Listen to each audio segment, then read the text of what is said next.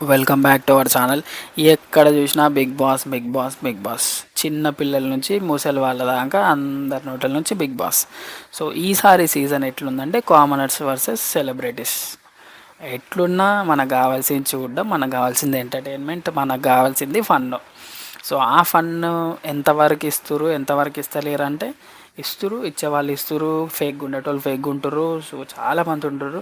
Thumbnail చూసి మీకు ఈ పాటికి అర్థమై ఉంటుంది. Bigg Boss season 9 second week elimination ఎవరు అనేది వీడియో లాస్ట్ వరకు చూస్తే మీకు అర్థమవుతుంది. యాక్చువల్గా ఈ ప్రాసెస్ చాలా బాగుంది. అంటే కామనర్స్ వర్సెస్ సెలబ్రిటీస్ అని అంతా బాగుంది. బట్ దీంట్లో కామనర్స్ ఎవరు, సెలబ్రిటీస్ ఎవరు అనేది అర్థం కావట్లేదు.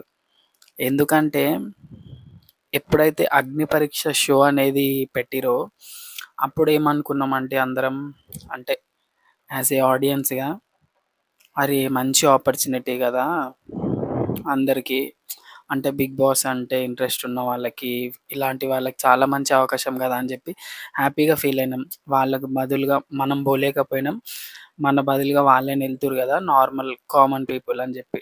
బట్ ఎప్పుడైతే షో స్టార్ట్ అయిందో 9లోకి వాళ్ళు వెళ్ళిపోయారు, బిగ్ బాస్ 9కి. దెన్ వాళ్ళ ట్రూ కలర్స్ అని చెప్పను కానీ కొంచెం ఓవర్ కాన్ఫిడెన్స్, కొంచెం యాటిట్యూడ్, కొంచెం అతి అనేది కొంచెం ఎక్కువగా అనిపిస్తుంది. ఎస్పెషల్లీ తమ్నెల్లో చూసి ఉండొచ్చు, ప్రియ గారు అండ్ మనీష్. వీళ్ళిద్దరు ఏంటంటే, మనీష్ ఫ్రమ్ ద బిగినింగ్ నుంచి కొంచెం ఓవర్ థింకింగ్ ఇలాంటి మైండ్ సెట్తో ఉండేవాడు. And Priya and Sreeja especially ఇద్దరు ఒక్కరిని మించి ఒకరు ఫుల్ డామినేటింగ్ అనమాట. అంటే ఈ డామినేటింగ్ వాయిస్ ఏదో గేమ్‌లో చూపిచ్చి ఉంటే బాగుండేదేమో. బట్ ఎట్లా అంటే మేము ఓనర్స్, వాళ్ళు టెనెంట్స్ అన్న ఫీలింగ్‌లా. ఎట్లా అంటే మొత్తం హౌస్ అంతా మాది. వీళ్ళు జస్ట్ ఏదో అట్లా 2 డేస్ కోసం రెంట్ కోసం వచ్చి వెళ్ళిపోతుర్రు అన్న ఫీలింగ్‌లోనే ఉండిపోతుర్రు వాళ్ళు. అండ్ టూ మచ్ అంటే టూ మచ్ నస. అసలు లైవ్ చూసే వాళ్ళకి అర్థమైపోతది. ఈ నస ఏంది? అసలు వీళ్ళ బాధేంది? వీళ్ళ గోల్ ఏందనేది అర్థమైపోతదనమాట. సో ల్యాగ్ చేయకుండా టాపిక్‌లోకెళ్దాం. సో ఏందంటే, ఇప్పుడు ప్రాసెసింగ్ ఎట్లుంటదంటే 99% ఓటింగ్ ద్వారానే ఉంటది. బట్ బాటమ్ 2 నుంచి సెలెక్ట్ చేస్తారు. బాటమ్ 2లో ప్రియా అండ్ మనీష్ ఉన్నారు. సో వీళ్ళిద్దరిలో మనీష్‌నే ఎందుకు సెలెక్ట్ చేసిర్రంటే, సో ప్రియా మీద చాలా హేట్రేట్ వచ్చింది. ఎట్లా అంటే ప్రియా ఓవర్ యాక్షన్ గానీ, ఓవర్‌గా అరవడం, మాట్లాడడం, సో కొంచెం అతిగా మాట్లాడడం. సో దీనివల్ల చాలా హేట్రేడ్ వచ్చింది. ఇంకెప్పుడెళ్తది, ఇంకెప్పుడెళ్తది, ఈ వీక్ ఎళ్ళిపోతదేమో, ఆ వీక్ ఎళ్ళిపోతదేమో అని ఇంకా కొన్ని రోజులు బిగ్ బాస్ చూస్తారు. అండ్ దానివల్ల రేటింగ్ వస్తదని గూడా ఉంచుండొచ్చు. అండ్ మనీష్‌ని ఎందుకు ఎలిమినేట్ జేషిర్రంటే, ఆబ్వియస్‌గా ఓటింగ్‌లో లీస్ట్ ఉన్నాడు. ఇద్దరు లీస్ట్‌లో ఉన్నారు. బట్ ఏందంటే, మనీష్ కొంచెం ఓవర్ థింకింగ్. అంటే ఎస్పెషల్లీ పెర్ఫార్మన్స్ ఎక్కడ ఎక్కువగా అనిపిస్తలేదు. అంటే పెర్ఫార్మన్స్ వైస్ ఇద్దరు లీస్ట్‌లోనే ఉన్నారు, ప్రియా అండ్ మనీష్. బట్ కొంచెం అతి కావాలి, రేటింగ్ గూడా కావాలి బిగ్ బాస్‌కి కాబట్టి ప్రియా నుంచి మనీష్‌ని తీసేస్తున్నారు. ఆబ్వియస్‌గా ఫెయిర్ డెసిషన్ అనమాట. ఆడియన్స్ గూడా చాలా గట్టిగా అనుకోని మరి బయటికి పంపించేస్తుర్రు. అండ్ ఇంకోటేందంటే ఫ్లోరా గారు ఎలిమినేట్ అయిపోతారేమో అనుకుర్రు చాలామంది. But Flora is far better than Manish and Priya. ఎందుకంటే ఫ్లోరా గారు ఎక్కడ గూడా నోరు జారకుండా, అంటే జారిర్రు ఒక 2, 3 సార్లు.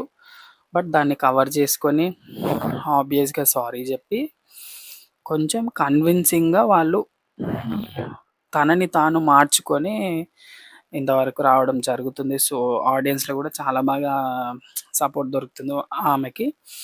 And coming to the night episode ఎట్లా అయిపోయిందంటే, ఇమాన్యుయల్‌కి కొంచెం అన్యాయం అని గాదు గానీ, రీతు అయితే అందరూ అంటే గాలివేయ కంప తలిగించుకొని మరీ మహానటిలాగా అరవడం, ఏడవడం ఇలాంటిదంతా చేస్తుంది. నిన్న అయితే టూ మచ్ అంటే టూ మచ్ చేసింది రీతు. రీతు గురించి మాట్లాడాలంటే ఎపిసోడ్లు అయినా కూడా సరిపోదు. ఎట్లా అంటే రీతు చాలా ప్రీ ప్లాన్డ్‌గా ఎవరిని ఎక్కడ పెట్టాలి, ఎవరితో ఎంతవరకు వెళ్ళాలి, అండ్ ఎవరిని ఎట్లా సల్లగా చేయాలి, ఎట్లా కూల్ చేసి తన సైడ్ తిప్పుకొని తనకు సపోర్ట్గా నిలిచి ఆమె సైడ్ తిరిగేటట్టు ఎట్లా చేసుకోవాలనేది బాగా తెలుసు.